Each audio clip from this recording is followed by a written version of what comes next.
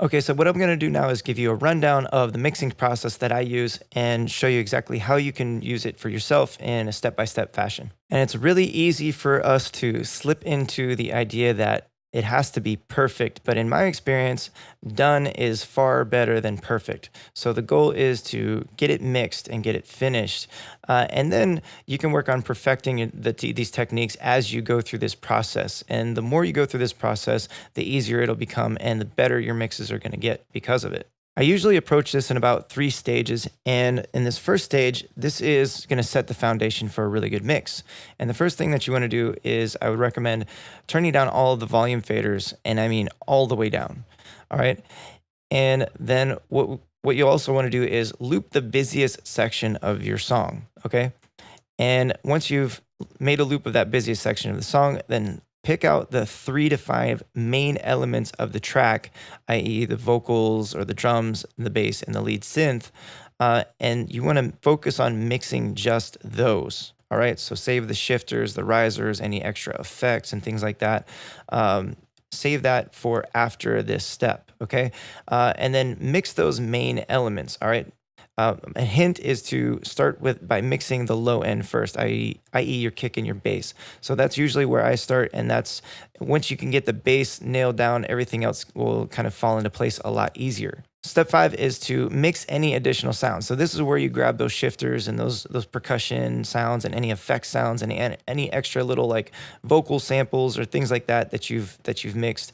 If it's not like a main vocal sample or like a lead, like a driving sample, like it's a very prominent part of the track, then you can save it till this step to start mixing it in. If it's one of those main elements in your track, then definitely start mixing that first and getting it mixed in there in step 3. And then the last thing is you want to check the overall mix and make sure that it's not exceeding 3 decibels full scale. And now I'll show you an example of this stage. All right, in this example, I'm going to be keeping it pretty simple. I have a track that I started working on, and I'm just using this looped section here, and it's really sample driven. So the idea was using this sample here to build out the track. And I'm going to play for you this first version that I had of it, and I wasn't really too in love with the sounds, so then I moved on and made some new sounds that I felt fit better. And this will just help you with seeing how changing the sounds can help to change the vibe of the track, depending on what you're going for.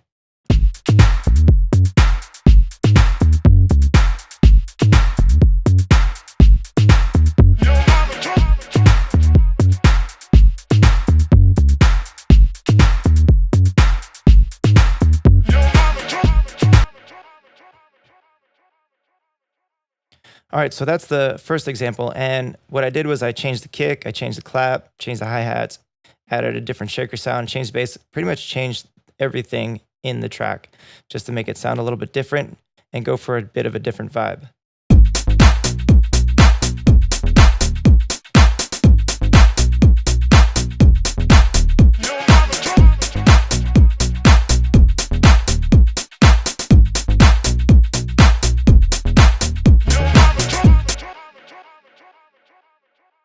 So you can see we're clipping on the master fader. It's all really loud. And so we want to make a mix of this and get it so it sounds good and is ready to be mastered. Now this example is pretty straightforward. There's not very much going on. The main elements are going to be our drums, our bass, and our sample. All right, so for this first stage of mixing, what we want to do is turn all of the faders down to be able to start our mix. So we're going to turn everything down. Everything is completely turned down. And find the busiest section of the song. Now, this isn't arranged out to be a song just yet, but we could very easily start to arrange this out into a song by just duplicating these sections and then just starting to mute out things that we don't need early on. So we could have like just a kick drum intro. So we could make it ready. So we could have it like DJ friendly where it's got some drums to start things off for 8 bars. And then maybe we could add in some claps a little bit of the way through, so you can do stuff like that and start to mute these things out and then just steadily add different parts of this stuff into there. And then maybe the sample doesn't come in until later. And so now we have our intro, we have kind of the build-up section leading into the busiest section over here. and maybe the shakers can come in when it really starts getting busy. And so now we would have our busiest section. So we'll just loop this section right here. And so we want to start with the low end. And we already have our main key elements picked out, right? There's not a lot of extra like percussion effect sounds and stuff like that going on for this particular example. And our main elements are the drums, the bass, and the vocals. So we can start with the kick drum and the bass and start to mix those in. And on the master, all I have is some analyzers, all right? And if you downloaded this Loudness, the Melda Productions free plugins, you have this Loudness plugin that you can use. And I would also recommend having this Analyzer on here too, because this will help you with checking the frequency spectrum while you're trying to mix your track.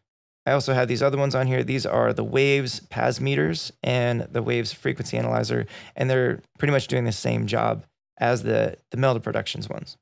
So we'll start by mixing this in with the kick.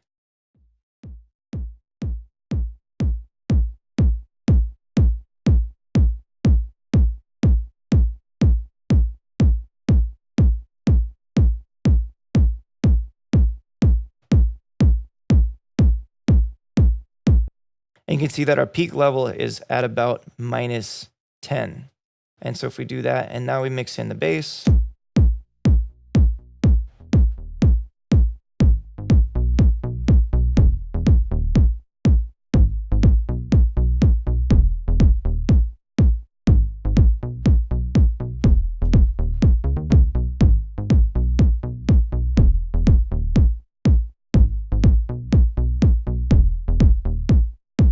Now that we're working on the kick and the bass, this is where I want to start to focus on processing these so that way we get a really good sound, especially in the low end. So then on our kick, we can put a simple EQ plugin on there. So we'll just start with a basic EQ8, and we'll put a high pass filter on the kick, and I'll set it to this really high slope, right? So it's a really steep slope, and I'll just start to roll off the low end on the kick. Now, if I go too high on this, so let me just mute out the bass for now.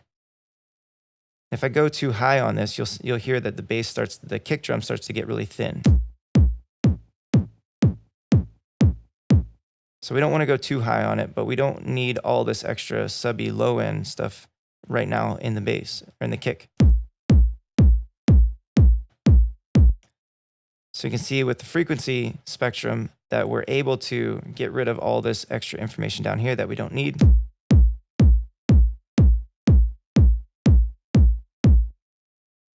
All right, and you can see at about 56 hertz, 55, 54 hertz, there's a lot of kind of thumpy sub bass for the kick. So we don't want to get rid of that, but we want to get rid of all this extra stuff we don't need below that. And then our bass, we want to add some sidechain compression just to make sure that those two are not fighting with each other. Now in Ableton, it makes it really easy. You don't have to do a lot of routing.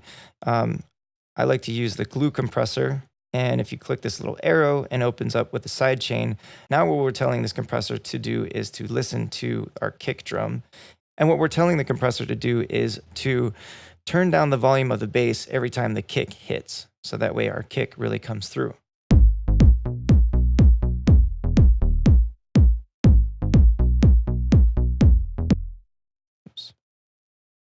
So make sure I choose the right kick.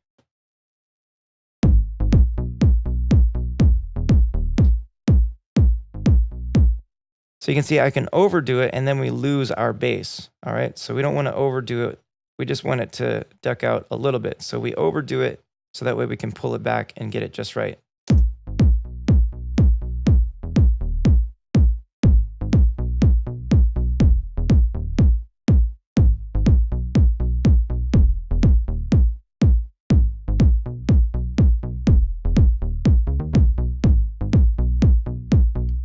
So I want to set a faster attack so that way it gets it out of the way of the kick really quickly, and a faster release so that way it doesn't turn down the bass for too long.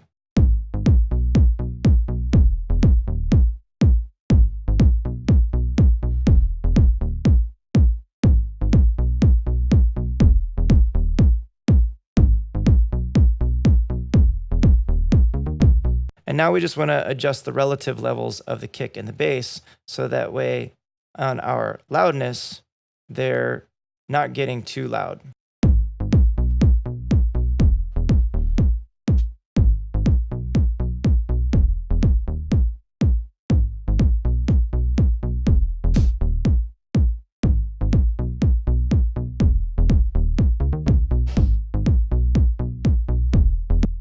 All right, so you can see that right now the bass, I have it at -6 decibels full scale, and I have the kick at -10 decibels full scale, and our peak meter was saying that we're hitting at about -6 on the output of the master. So those two sounds are passing through the master, and we're getting about -6 decibels, which still leaves us some room to add in these other sounds.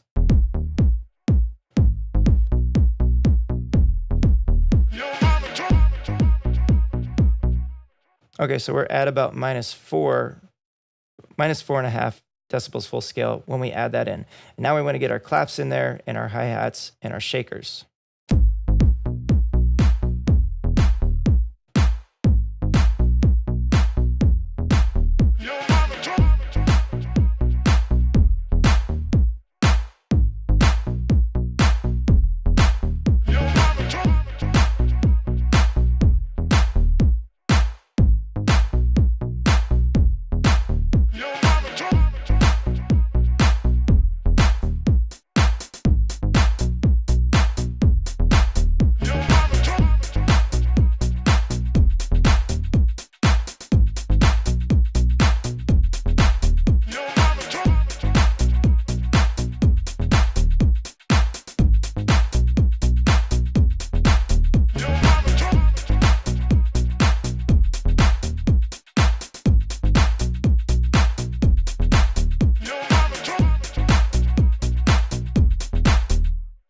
All right, so that's pretty close to the -3 decibel mark. So if we want our kick to hit a little bit harder, be a little bit louder, we can start to add some processing to that. EQs are great for adding volume, but I found that saturation is a little bit better than EQs because it's a little bit more of a subtle way to kind of thicken things up and fatten them up. And so we can add some saturation to this kick. And one thing I really want to take a second to mention is that as a producer, we have a lot of control over the sound from the start. But once we get into this mixing phase, it's really easy to think that just because now we're mixing, we should change something with that sound, right?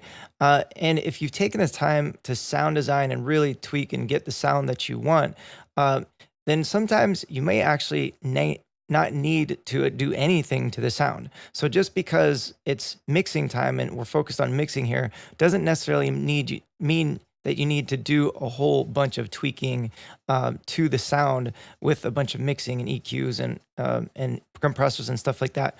And so getting back to gain staging, why gain staging is so important, anytime I'm adding in volume with something, I want to turn something down somewhere else. So that way I'm still getting about the same level output that I was before. And if you want to make sure that you're getting the same or around the same volume out that you're putting in, you can always take your loudness meter and put it on that individual track and then just measure it as you're doing some of this processing. So we're going to add some saturation to the kick, and I'm going to solo this out so you can hear just the kick and watch these meters as I add in saturation. And I'm going to add in saturation and then turn down the output to kind of even out the level.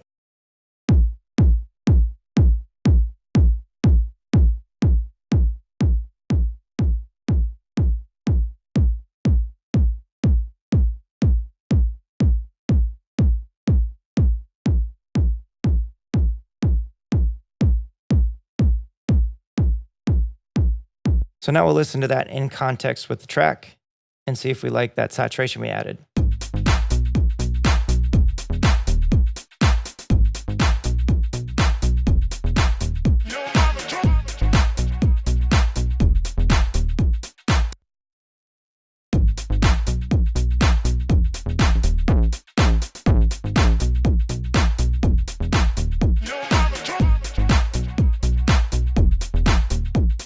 So that saturation is not the best. Another saturation that you can use is one from Softtubes, which is actually free to download as well. And it came in with the plugin sheets that you got with this. So we'll turn off this saturation and we'll turn on this other saturation and we will add it in. We're gonna say keep low, and because we want to beef up the low end on the kick. And we can add this in and see if that helps the kick out.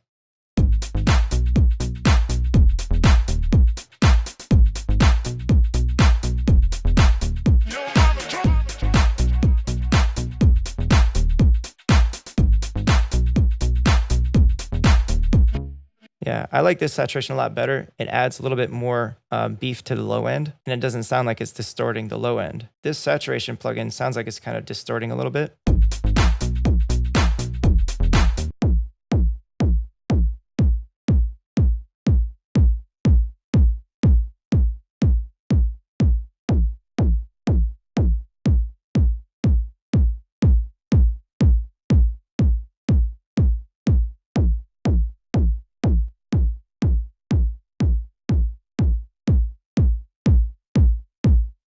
So you can hear how it sounds like the kick gets a little fuller with this saturation knob. So we'll stick with the soft tube saturation, and then we'll double check the overall loudness of the track.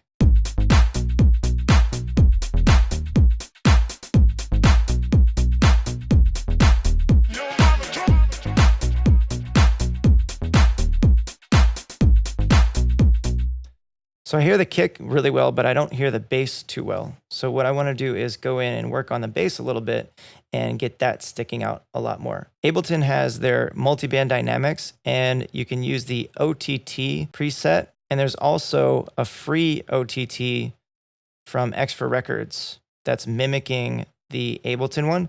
And I actually prefer using the Extra Records one sometimes because it's a little bit easier as far as setting the levels relatively quickly and easy. So I can quickly dial this in by turning down all this upward compression because we don't need that. We just need downward compression, right? To get some of the volume in check. And I like the meters here. The meters, you can see what's going on with the loudness, the levels of the bass in these different frequencies. So I'll turn down the upward compression, and that's the same as going into Ableton here and turning down all of this upward compression here. If we didn't want that, we just wanted the downward compression. So then I'll just turn down this downward compression to adjust the levels to see how it sounds with the bass.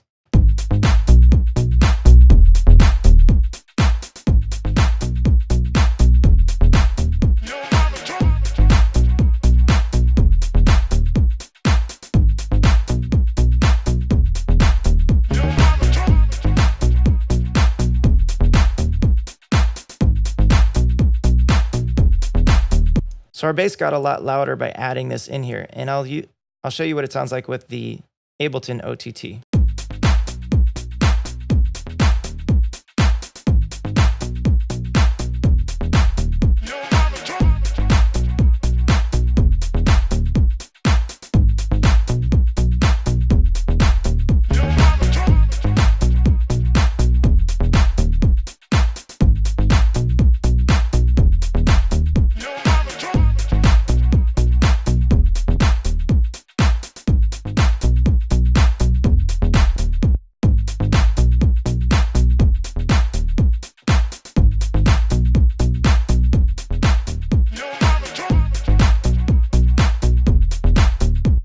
So you can hear they sound pretty similar as far as what they're doing.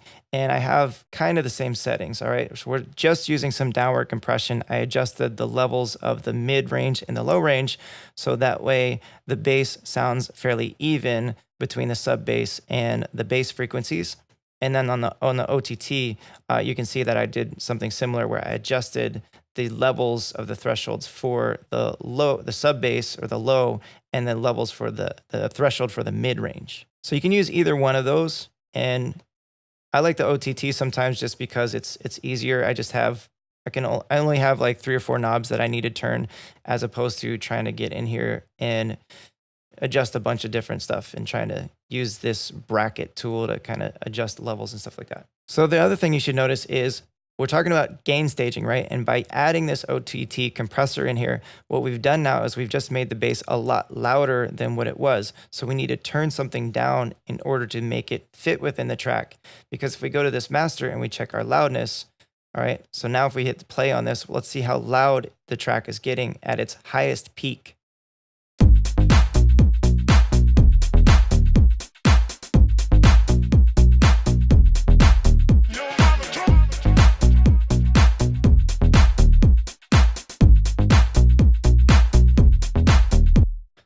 So it's a lot better. The bass is a lot more present, but you see we're getting up to -2. We're kind of getting above that -3 kind of benchmark or threshold that I've set. So we want to tone it down a little bit. And so we can just go in here and start to turn down the volume either of the volume of the track itself, or we can go into the output of this plugin and just turn it down from here. It's doing the same thing though.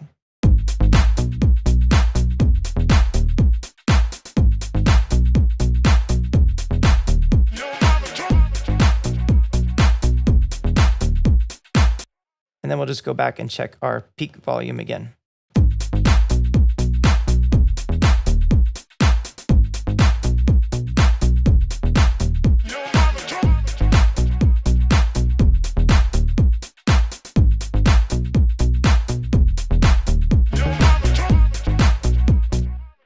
We had something jump up there at the very end. Wonder if it was a sample. So this is why this is useful, so we can check that. So it jumped up to -2, -1. So let's play that through again and check it.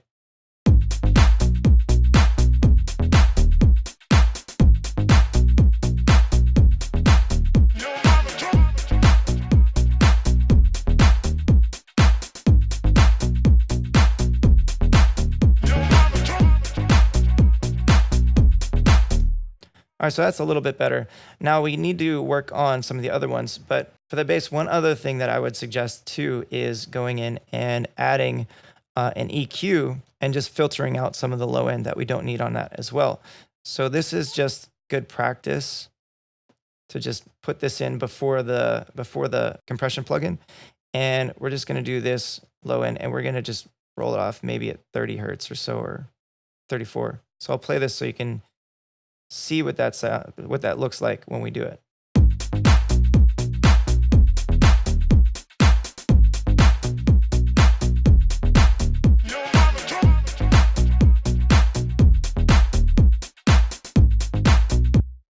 And so we're not really moving it anywhere. We're just putting the filter on there so it just filters out anything else. If there's sub bass information in the 20 hertz range that doesn't really need to be there, then it's just going to control some of that low end. But again, the multi-band compressor is kind of controlling the volume of that as well in that frequency range.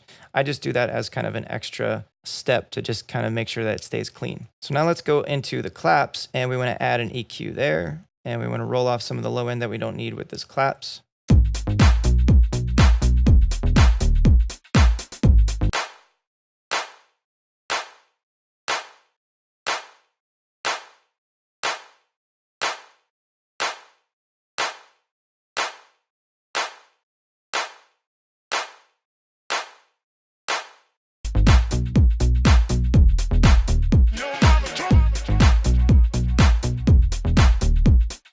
And another thing we can do is we can actually pull out some information here in where the vocal sample is at.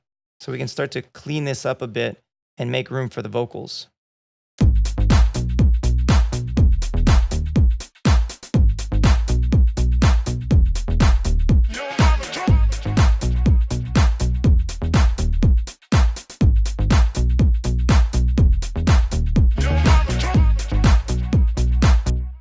So that just starts to add some separation in there between the clap and the vocals to get some space, because you can see the claps are taking up a lot of frequencies in there, and the sample is also going to be taking up some frequencies there, and we want the sample to be heard over the clap. So now we can do the hi-hat.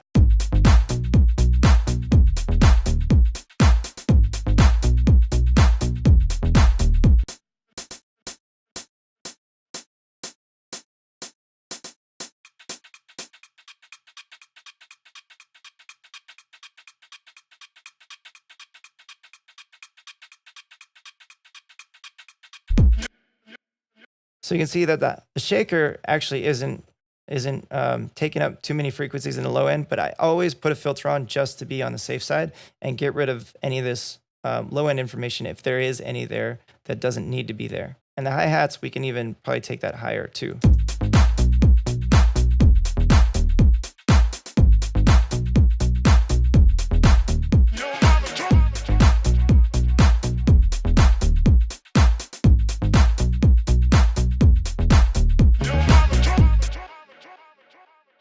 All right, so just like with the kick, if we wanted to, we can start to add some saturation to each one of these and start to make them sound a little bit bigger and a little bit fuller as well. So with the OTT, we've already got we've already got compression on the bass to make that sit a little bit better. And then we need to show some love to the vocals here too.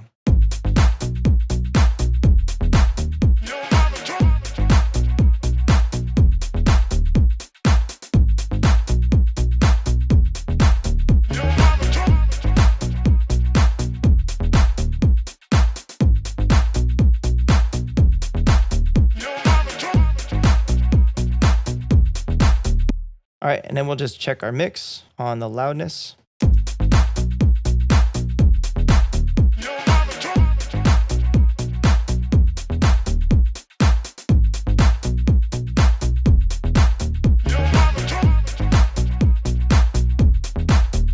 I'd say we're doing pretty good with that.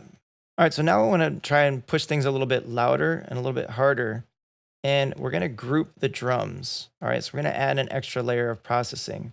And what I'll do is I'll select all the drum tracks and I'm going to hit Command G. And I'm going to rename this. I'm going to rename it drum sub. So now we have all the drums passing through this. So we have one volume control for all the drums. And what I like to do is to try to glue things together with some compression. Now you can use the glue compressor here. Sometimes what I usually like to use is this solid bus compressor. And this is modeled after the SSL bus compressor, but so is the glue compressor. So they're both mimicking the same piece of hardware. And so we'll use each one of these and see which one we like. And so I just use this on it to compress and kind of glue the drums together.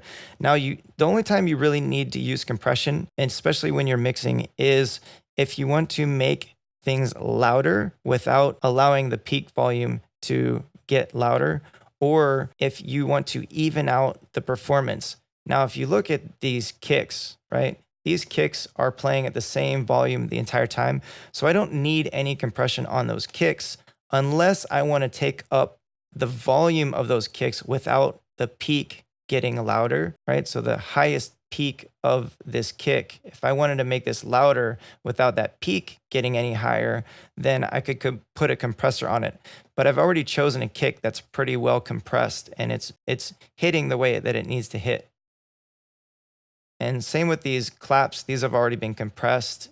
If anything, the hi-hat, maybe I could add some compression to that if I needed to, or these shakers. But for the most part, I don't need to. So what I can start to do though is I can add in compression on this group to all the drums overall to kind of glue the sounds together, and I can make them hit a little bit harder too, and I'll show you how. So we'll start with this glue compressor, and we'll make some adjustments to this and start to get the drums kind of glued together. The first thing I want to do is I want to start to adjust this threshold so I can start to get some compression going on here, and the attack is how quickly it's going to start to work whenever anything comes in that's louder than this threshold that I set. So as I play these drums, we'll adjust this threshold and we'll start to get some compression.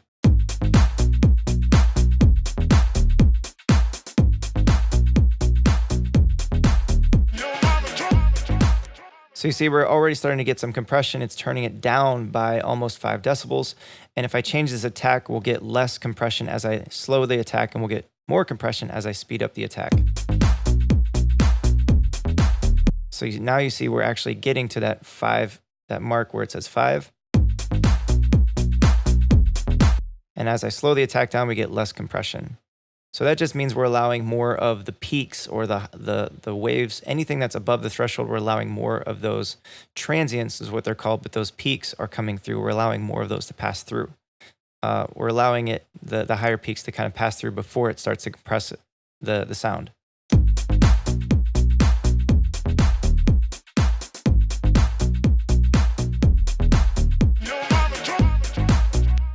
And the release is we're just telling it how long we want it to hold down that sound after it starts to compress it. So we can make it very quick,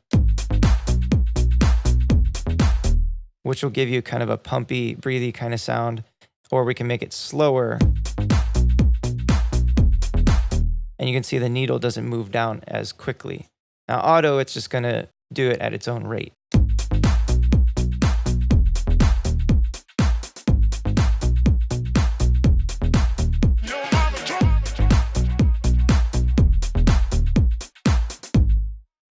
Now we're only going for a 4-to-1 ratio. 2-to-1 ratio would be a little bit more for the mastering if we wanted a little bit more gentle compression. And 10-to-1 ratio is more of limiting. So if we wanted more limiting and we wanted to really hold that loudest peak at a certain level, then we would go for more of a 10-to-1 ratio. And I can break this down a lot farther, but it would take a lot more time to really dive into all this and show you examples of what this is and what it sounds like when you compress things different ways. But for now, I'm just gonna show you how you can make use of a compressor on the group like this to get some compression and kind of glue those sounds together.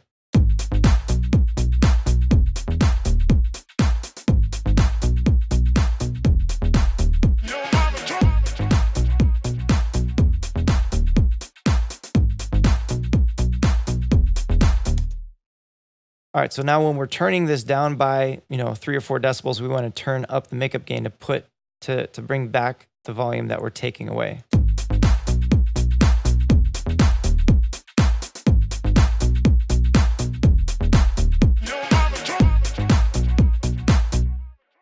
All right, and I'll solo out the drums so we can just listen to those and you can hear the difference. And it should sound about the same as far as the level when I turn this off and turn it on. But what you'll notice is that the shakers and maybe some of the hi-hats start to sound a little bit louder, but overall it should be at about the same level.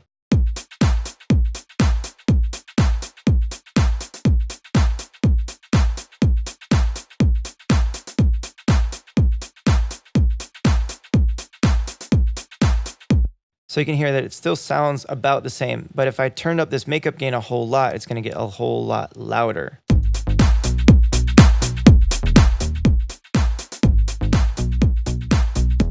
So I don't want to turn it up by too much. All right, so now I'll turn on the solid bus compressor and we'll make use of this one. And you'll see that it has pretty much the same features as the glue compressor. So we have an attack, we have a release, we have a ratio. Now on this ratio, we have some different options. We have 1.5, 2, 3, 4, 5, and 10.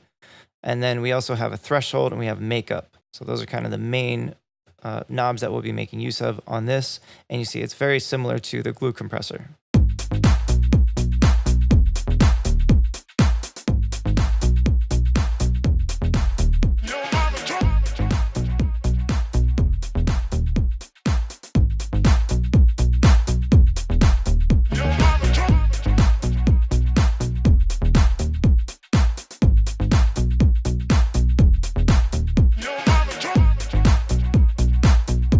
So again, we'll just solo out the drums and I'll turn this off and on. So I set it to the similar settings, right? So I set threshold. We have a ratio of 4-to-1, just like we did on the glue compressor, and the attack and the release are pretty much the same or pretty close to the same.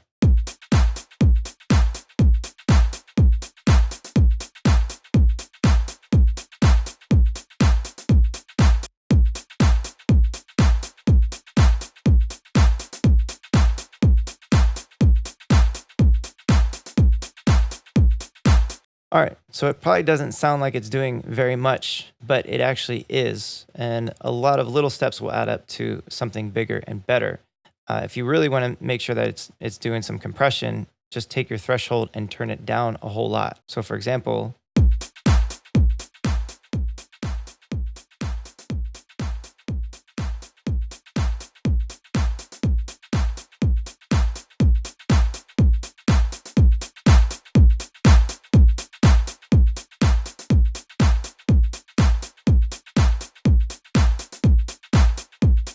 so you can see as I turn the threshold way down, it turns the volume of the drums down a lot because it's compressing more.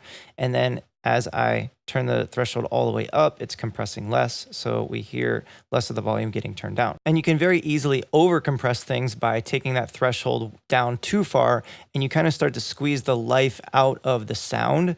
And if you want things to sound very dead and not very lively, then turn that threshold way down and squeeze the life out of it by over compressing it. But most likely you probably want things to sound big and full and open and not sound like they're over compressed. So finding that balance between over compressing and under compressing, right? So getting that kind of nice balance between where you're compressing a good amount is probably striving for about 2 to 3 decibels of gain reduction, and probably not more than like 5 or 6 decibels of gain reduction on any compressor that you choose to use. And when you look at this where it says 0, 4, 8, 12, on the underneath where it says solid bus compressor, that's where it's telling you by how much it's turning the volume down. And when you start to go above 4, especially on this particular compressor, then you're getting a little too aggressive with the compression and taking it down too much. But there are times where over compressing can be a good thing.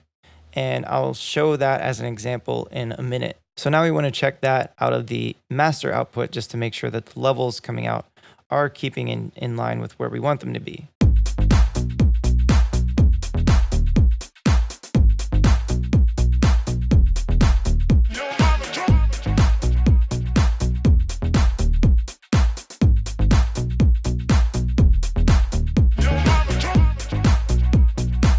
So it looks like we're getting right around that -3 mark. And now if we want to start to make things a little bit more interesting, what we can do is we can maybe pan out the hi-hats and shakers on the sides a little bit, just so they're not playing over top of everything else.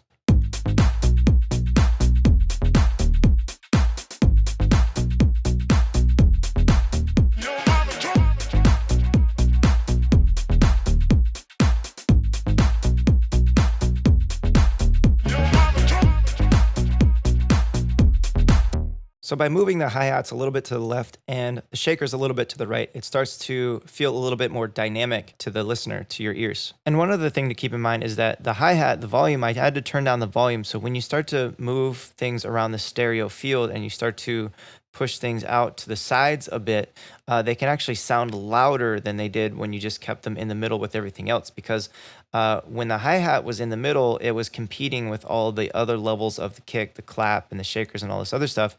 And so as I panned it out to the left, it kind of had its own space, and I could hear it better.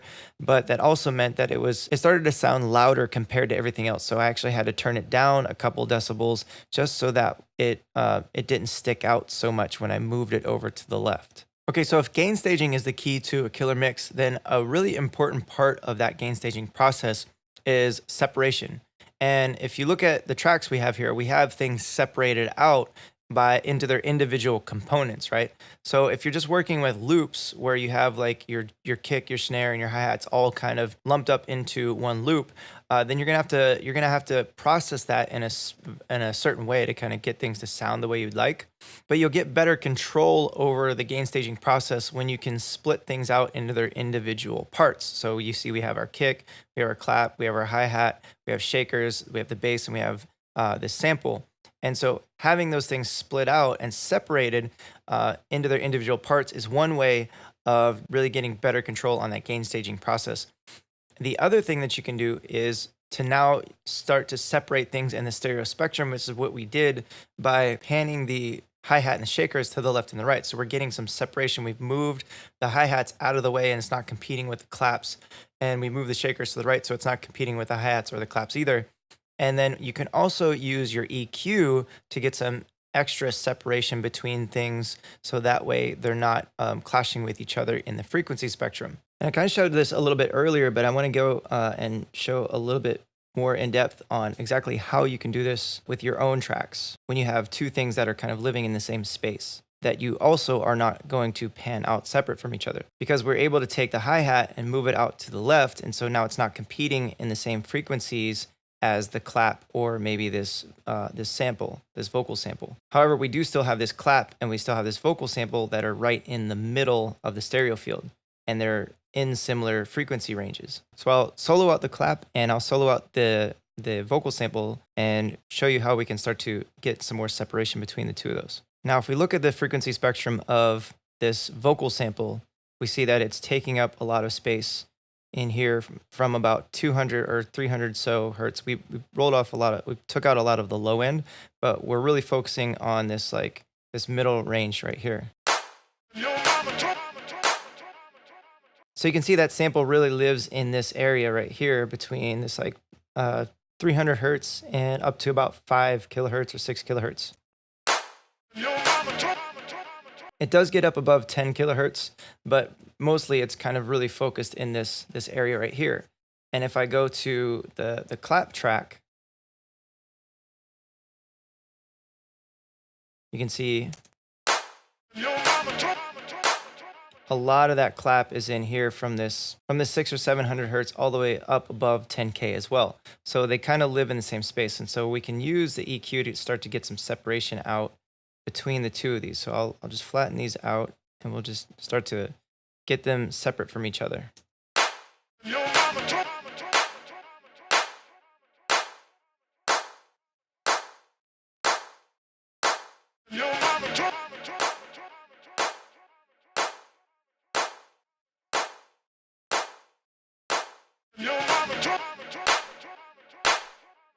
And you'll hear that that's really cutting in the sound. I'm overdoing it now, just so you can really start to hear more of the sample and less of the clap, but that's really starting to dull out the sample or dull out the clap and really push it behind the sample.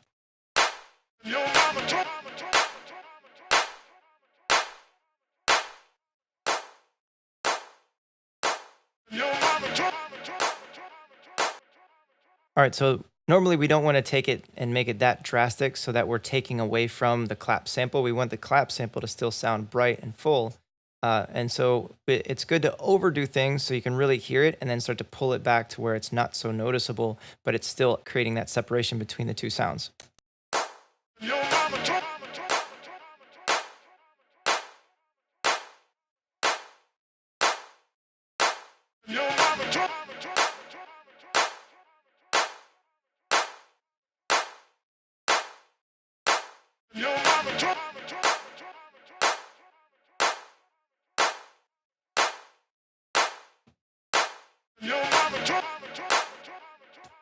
And then we can also brighten up the claps too a bit because they sound like they're getting dulled out because we're taking out some of these frequencies in this 1 to 3 kilohertz range.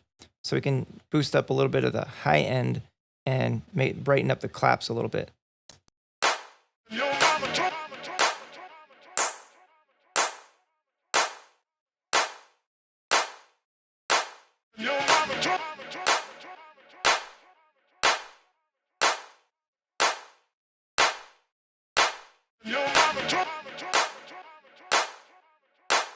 So you can hear that it definitely gets brighter, adds a little bit more presence to the clap as we boost up some of this high end. And we're only turning it up by about 3 decibels. So it looks like it's adding a lot here. But if you look down here on the EQ, it's only coming up by 3 decibels. And we're only turning down this middle part right here by about almost 3 decibels too. So this difference here, this 3 decibels down and this 3 decibels up, makes a pretty noticeable difference when we turn the EQ on and off.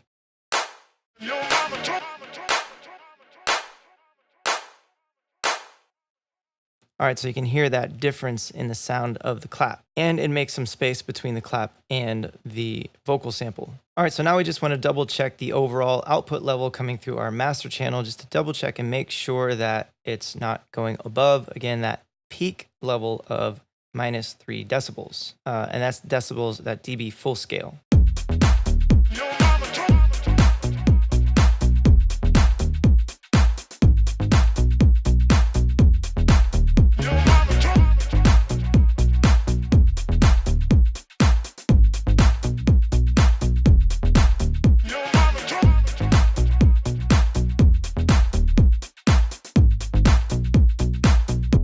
All right, so we're going just slightly above that. We're getting to -2.8 and even -2.5 in a couple spots. And so this is a good thing for having this on here, is to double check what's going on with the levels, and then finding what is causing it to go above that level, and then just turning that down a slight bit. And it may be the clap because we just used the EQ to add in some high frequencies on the clap. Or it could just be the overall output of the drums. So let's turn the drums down by about 0.5 decibel and see what that does to our loudness. All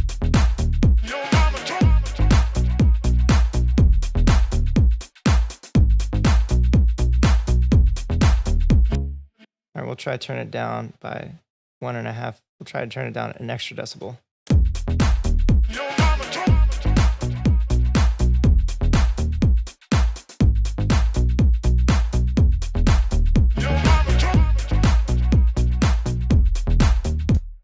All right, so now we're definitely keeping it under the -3 mark. So I know it was something inside of the drums, And so I'll turn this back up to 1 decibel and not a whole decibel and a half. So now our drum subgroup is just down. We just turn it down by 1 decibel.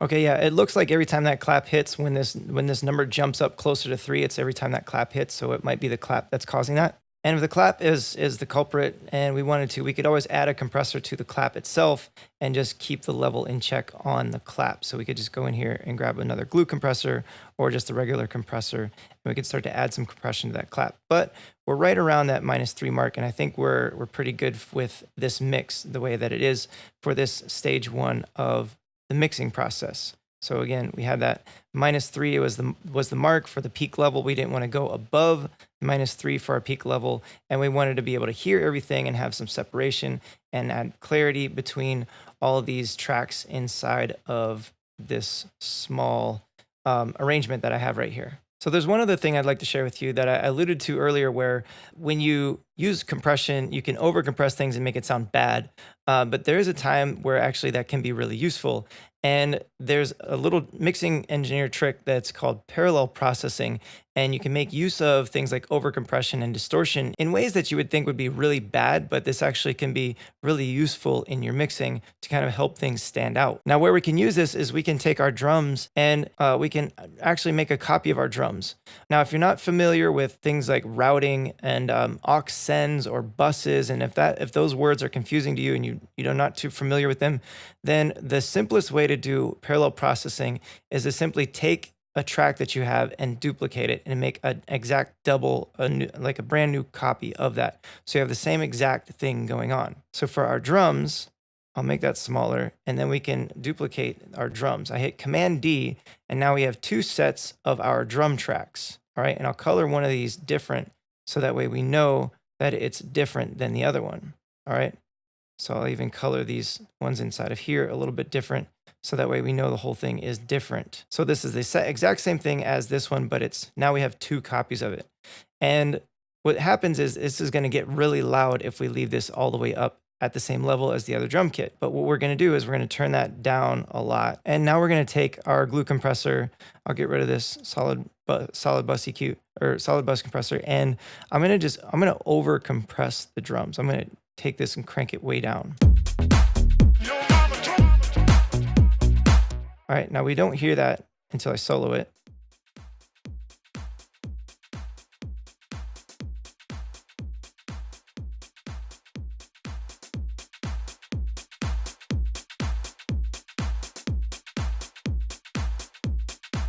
All right, so what you hear there is you really hear the shaker coming through, and then the kick and the snares, those are all really, really overcompressed, and there's a lot of movement, but it brings out a lot of high end and a lot of high end frequencies.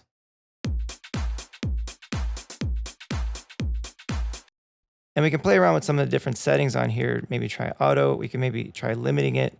Maybe a slower attack. I would go for a faster attack on this one in particular, and usually a fast release to give it some pumpy, breathy kind of movement.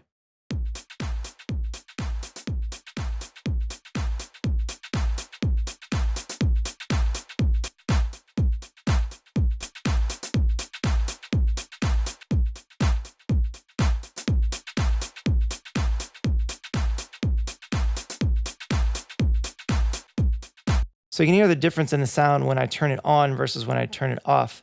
And it gives us a lot of extra effect. And now what I'll use is I'll add an EQ in here to just get rid of some frequencies that I don't need that'll be clashing with some of the other ones. And we just want to brighten things up and make it really, really take the top end and really brighten this whole thing up. So we're going to actually boost up this EQ quite a bit too.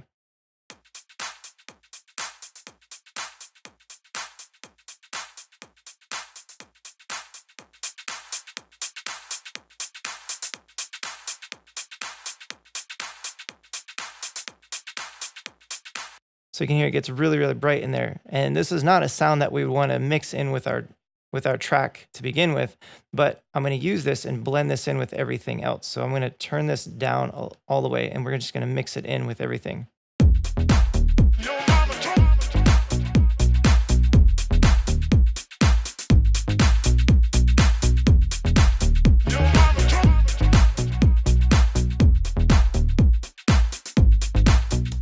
All right, and you can notice that it gets a whole lot brighter when I add this into the mix. So I'm just barely putting it in there. All right, so I'll turn it down again and just start to turn it up so you can hear it.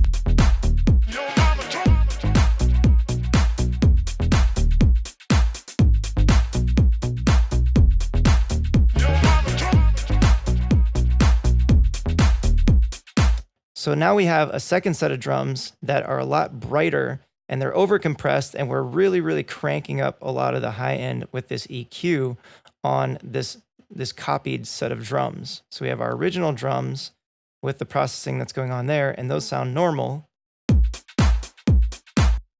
And then we have the copied drums where now we're overcompressing those drums, and we're adding a lot of high frequency information, and it sounds like this. And you can hear that it really brightens up the track. And then if we check our master, our loudness, that it shouldn't be exceeding, it actually shouldn't be any louder than it was before.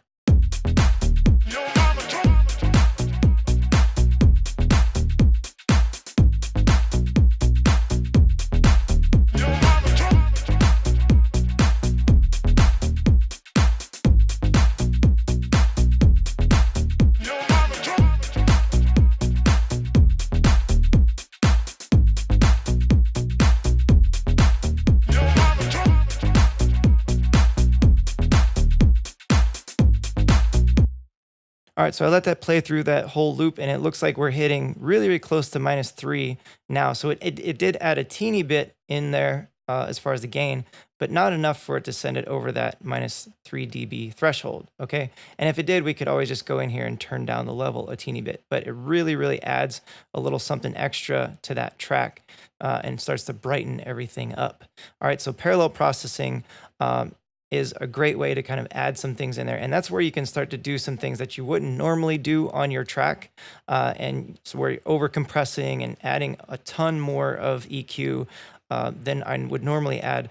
That is where that becomes useful, is when you use it in parallel like that. Okay, so just a quick review. All the things that we did for mixing in this first stage was just basically turning down all the volume faders and setting the levels to get about a -3 decibels, to not go above that -3. And then we also made sure to loop the busiest section of the song and selected the 3 to 5 main elements. We only had about 3 or 4 main elements inside of this track to begin with. So I was trying to keep it simple just for this example.